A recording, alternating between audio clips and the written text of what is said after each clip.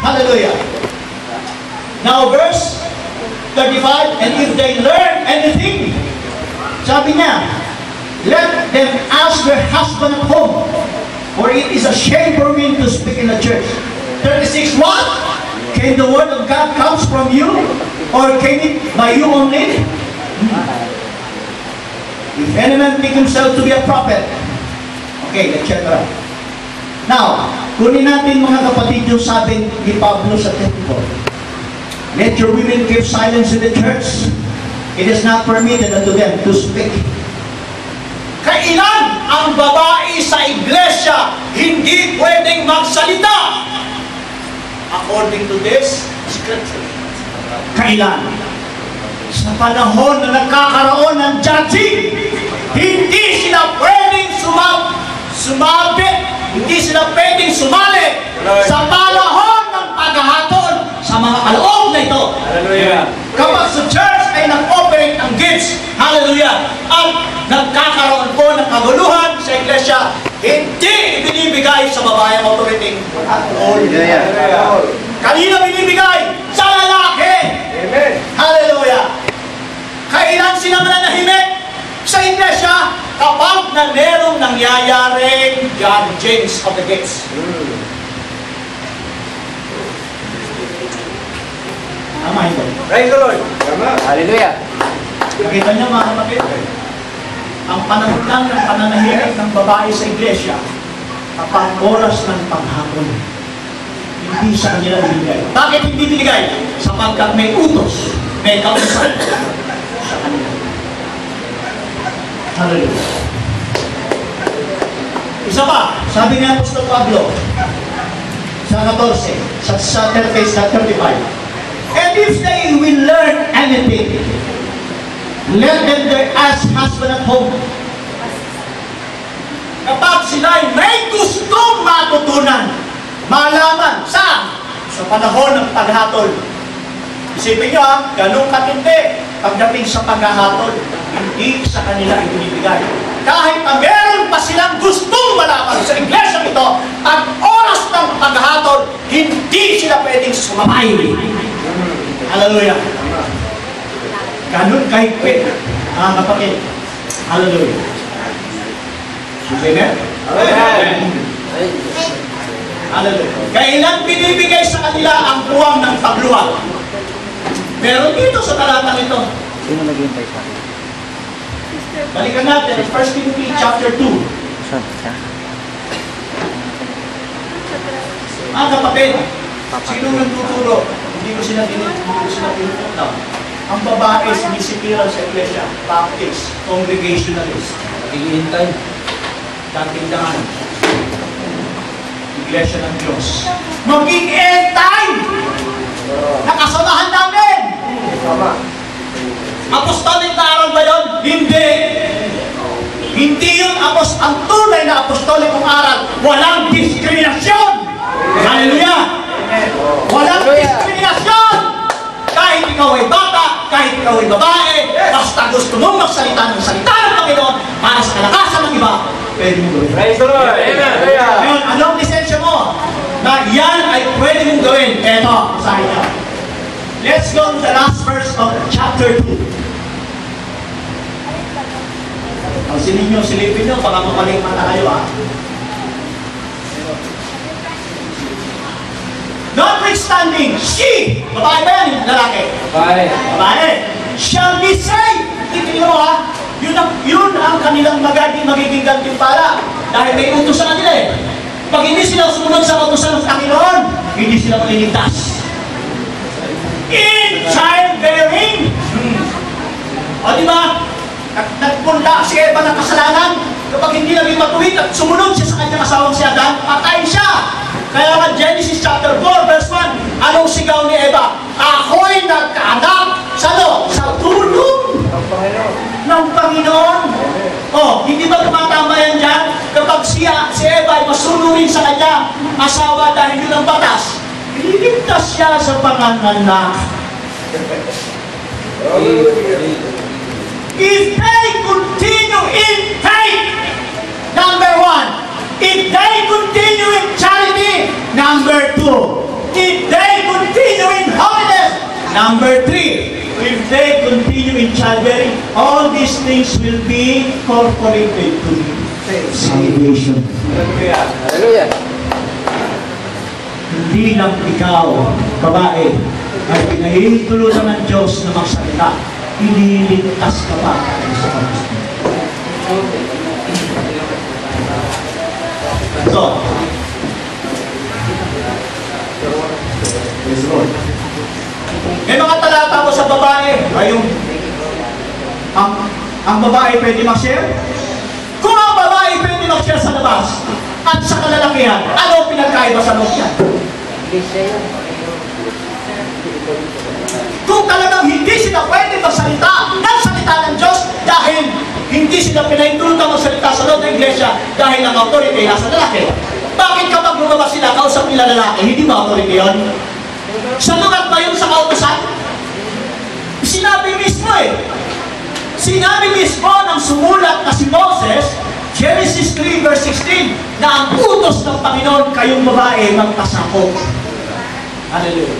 Sabi ni Pablo, kung kayo naman may nasa pananampalataya na, kayo ay nasa pag-ibig, kayo ay nasa kabadalan, kayo ay nasa pagtatapat, anong dahilan para ikaw ay musadan para hindi magsalita?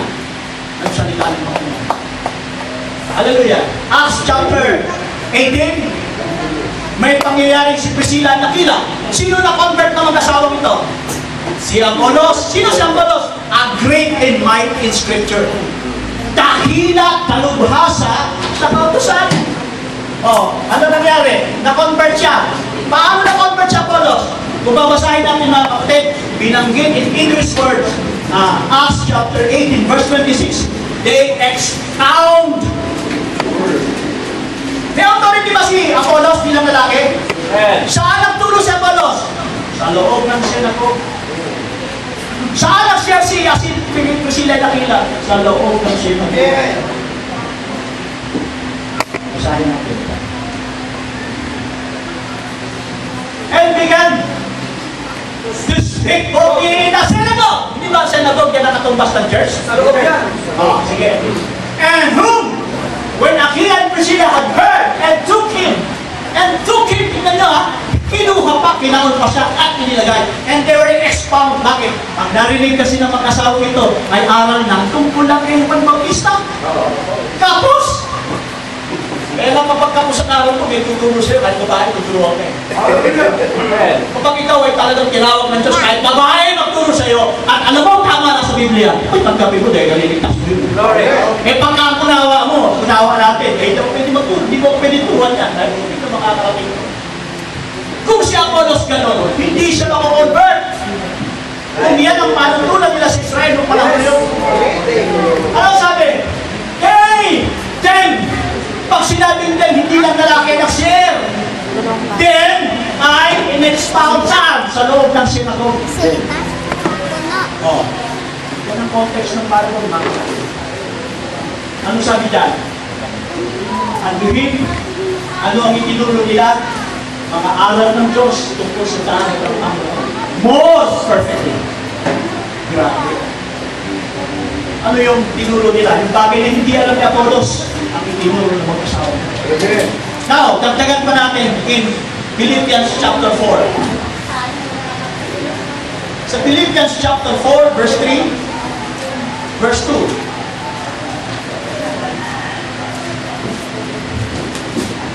And I entreat thee also, the true yoke fellow, and help these women that labor with me in the gospel.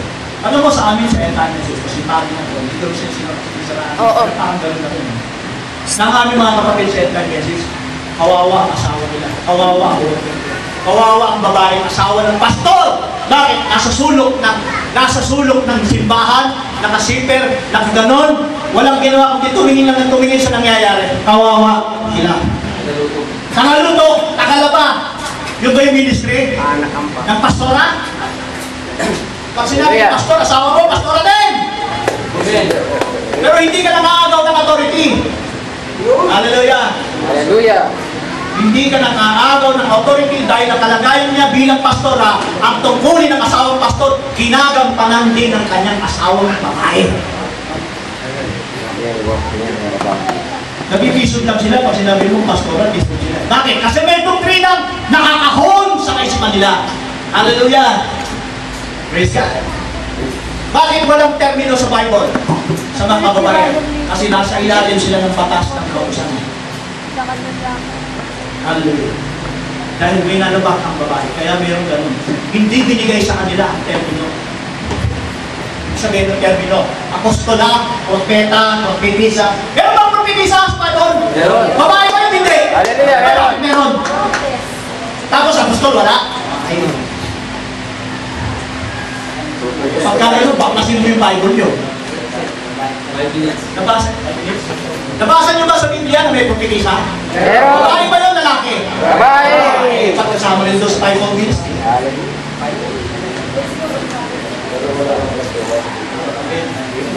Kasi kayo mag-aaral talaga sa ilang Panginoon. Rightly dividing the word of truth. Kailangan pag-iyak-iyak yung salita. Now, dahil 5 minutes na lang, hahabulin mo na lang ito. Sino ba yung binabanggit ni Pablo na babae? Let's read to Romans chapter 16. Pasensya na po, hindi ko na po napag-aralan ito ng mabuti dahil hindi ko akalain na matutuloy pala kami. Matutuloy pala ako, sorry. Anyway, marami pa sana akong gusto ilagay dito eh. Kaya 5 minutes lang. 16. Let's read it verse 1. Basahin natin ha. I commanded unto you, Phoebe. Si Phoebe ba ay babae? Oo, kasi sinabi, sister. And you, Phoebe, our sister, which is a servant of the church. Pag sinabi mong servant, pag sinabi mong servant, eh, hindi ba yan, hiwalay ba sa salitang ministry? O, pakipost nga yung servant brand sa Greek. Tingnan natin. Pag mali ako, aminin ko na kamay ako. Anong kahulugan ng servant? Minister. Diakono!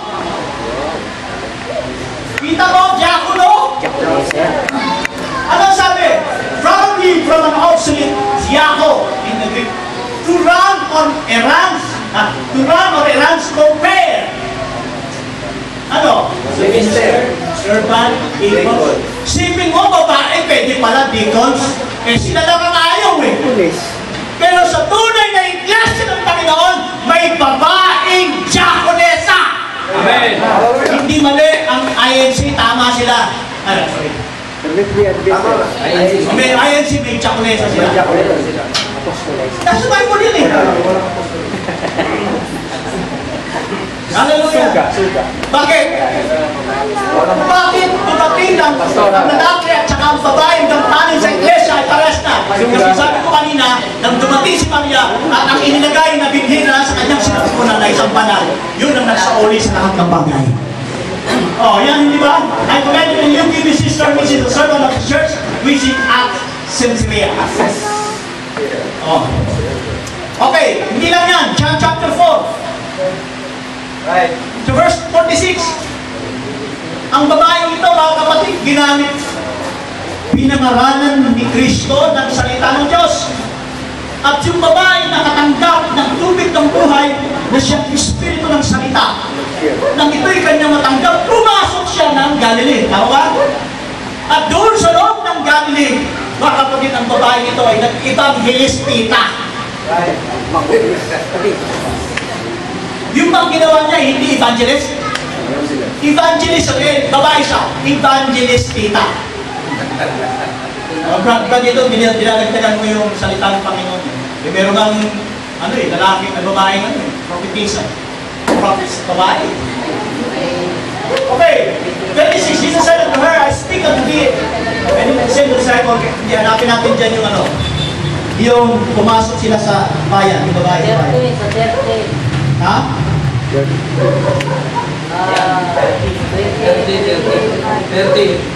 Then they went out of the city and come out. 3 minutes lang ata ako. 2 minutes na. Una lang. 2 minutes. Okay. Then they went out of the city. Tingnan niyo ito, matangigan niyo mabuti ha. Then they went out of the city and came to him. Okay, sino yung nagpunta kay Kristo? Yung mga nanggaling sa city. Okay? Hallelujah. Now, sa verse 31, and the meanwhile, his disciples prayed. Sa taas pa lang ba? Okay.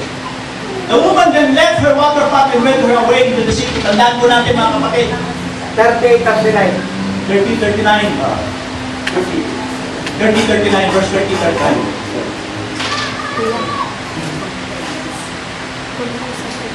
Okay. And many of the Samaritans of the city believed on him, kay Kristo, for the saying of the woman. For the saying of the woman. Sa tingin niyo mga kapatid, hindi ba nag-share yung babae? Nag-share din. Kung ano yung inilagay sa kanya ni Kristo, ang Espiritu ng aral, ibinigay din niya ito sa kanila. Kaya nga, ang recognition mga kapatid, hallelujah, ay sa kay Kristo. And many of the Samaritans of the city believed on him. Kasi kung ba nasalita, hindi ba yung babae? Sa pamamagitan ng babaeng ito, naniwala sila kay Kristo bilang siya ang Messiah. Siya ang Kristo. Sa pamamagitan ng babae, which testified, and he told me all that ever did. Hindi testify lang yan eh. Mga kapatid, hindi po yan testify na katulad ng ginagawa natin. Testify, sharing yan, sharing. Sharing what of the word. Hanggang po dito, basto dito. Anong verse? Hanggang po dito po yun. Po dito. Yeah. And he said unto the woman, now believe that because of that saying. Hindi naman, ayan. And said unto the woman, sinabi nila, yung mga nanggaling sa syudad, now we believe not because of thy saying. Hindi dahil sa sinasabi mo. For we have heard him ourselves. Dahil narinig din namin sila.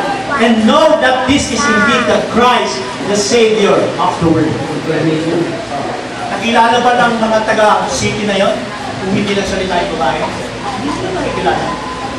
Walang pupunta kung hindi rin siya. Hindi rin yung babae nag-share. Marami pa sana akong gustong idugtong mga kapatid. Kaya lang, tapos na po ang aking oras. Salamat po sa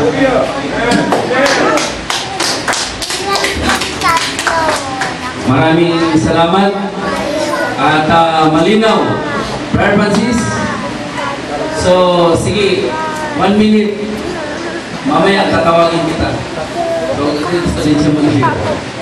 So, malinaw na yung panahon na ang babae ay tumahimik, nasa verse 29 yung panahon ng paghatol.